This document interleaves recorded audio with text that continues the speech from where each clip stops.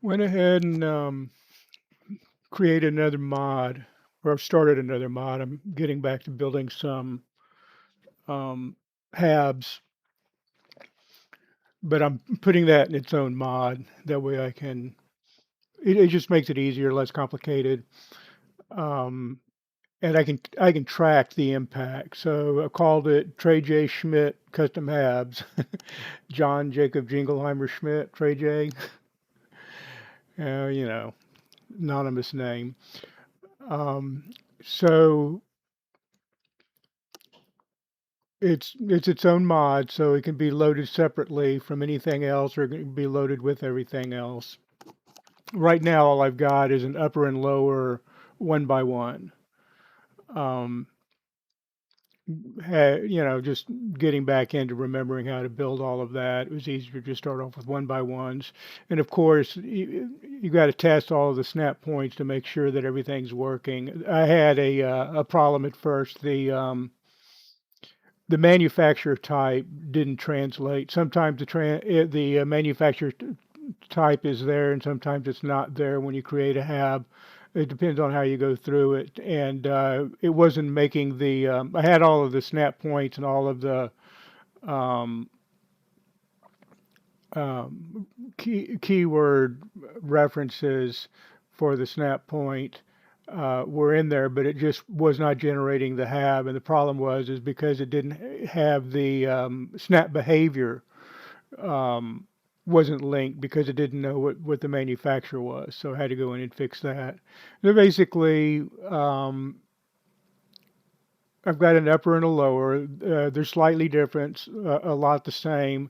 I just basically am doing the corners because I want to leave all of the snap points open for usage so that it's still a completely functional companion way. It just has a little bit of decor that otherwise would be difficult to get on it.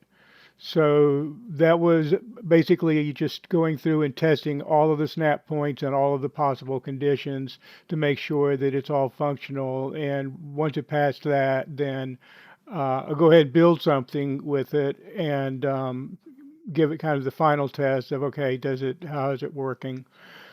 Um, I'm going to make more than these two of these one by ones. I'm going to decorate and make a little bit of difference because the one by ones get used a lot. It's like they're the redundancy of the back where you have to stack them together. The appearance can be just a little bit too redundant for good artistic value. Um, so I'm going to go ahead and make another variation or two of both the top and the bottom so that there's some artistic variation when you're using multiples in sequence. But I will now, once I go and finish that, I will go in and I'll start working on some of the other halves. I think the 2x3 that I had built before, I'll probably make something pretty similar to it. It won't be identical. There's a little bit of trouble going in and finding all of the artwork and uh, all of the objects. It's a it's an adventure trip that you do in clip mode of running through in the creation kit, opening up various content areas and pulling things off the walls, duplicating things off the walls, and creating pack-ins so that you have all of the artwork pieces that you want for building things.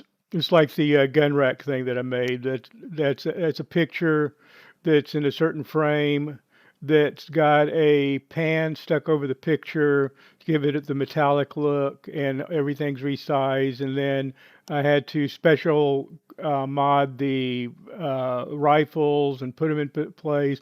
It's a lot of work, really. So it takes a lot of time to get some of that stuff done. But once it's done and you've got it created as back-end, it's then an object that you can just place on the wall someplace and decorate. But you don't want to use that redundantly. It needs to be used sparingly, and you need a lot of variety. And there is a lot of variety in this game. You just have to know where it is and then assemble some stuff. I spent hundreds of hours doing that before with my previous mod. So it's going to take time to do it, but I mean I like it. It's a pastime. It's something I enjoy. So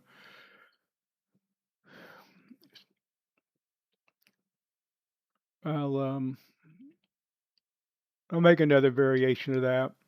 Maybe different pictures. It'll be something different, but it'll basically just be the corners. I'm a little bit hesitant about putting things like tables and such stuff in the corners, though I have done that. I probably will do that on at least one of them because it blends when you're using couches. But um, you got to be careful about getting close to the doorways, or it causes problems with the snap points not functioning correctly.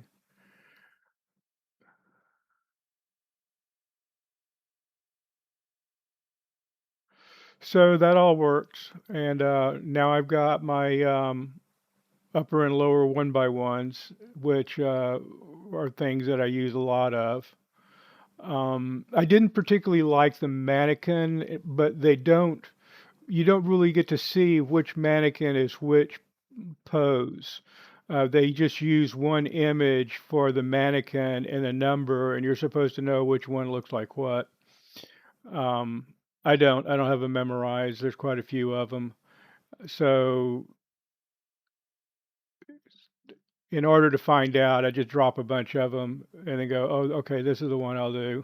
And I still don't even remember what one it was, but it'll be the one that will be in the hab there. So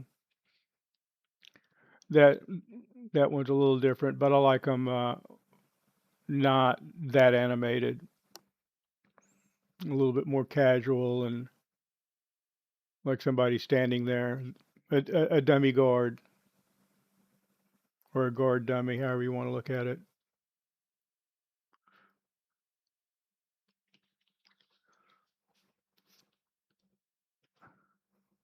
Okay, so there's actually two of them here that would work. That one was all right. That one's too animated. And that one, that's the one I went with. I'll probably get the other version of the dummy looking the other direction because I like to put them on opposite sides so they look like they're looking at a point. I keep hitting my widget key and then forgetting which the button is to turn that off, and then I remember it later. I don't use it that much, but it's a really good. It's a good. It's a lot of usefulness in that widget key. Yeah, the construction of that rifle display. It took a little bit of effort to put that together and get the orientation and the coordinates and all that stuff in place. But I like that. I've got another one that I'm going to make that uses a the tombstone. The problem with the tombstone is, though, that you really need to get on a workbench in order to be able to pull out the skins. I haven't gone in and figured out how to apply the skin keyword yet, but I haven't really tried either. So I might spend some time on that so that I can get that skinned, or I might just put it, put a rack out and it just be something I pull off the bench. Um, I like to be able to have something that I can actually pull off of one of the racks as opposed to it just being there permanently for looks. In some cases, that's it's an advantage and it's handy because it doesn't shift around. And in some cases, when it's something that can be removable, it disappears on you for various reasons. And so it just depends. And I'll work with that a little bit. And there'll be some empty racks where I can populate and put put things on it that I specifically want on them because that changes from time to time. Having a little bit of flexibility to continue to decorate, I think, is important. Otherwise, what else is there to do? You pop your hab in, there's nothing to decorate, nothing to do. It's the same thing, and you go capture another ship and pop another hab in, and it's already decorated. And then what do? You go capture another ship. The decorating part, I think, is part of the fun, is part of the artistic thing. Um, there's a little bit of loss when you do that, though, because you might come up with something that you really like, but when you NG, it's gone. Um, but that's the deal.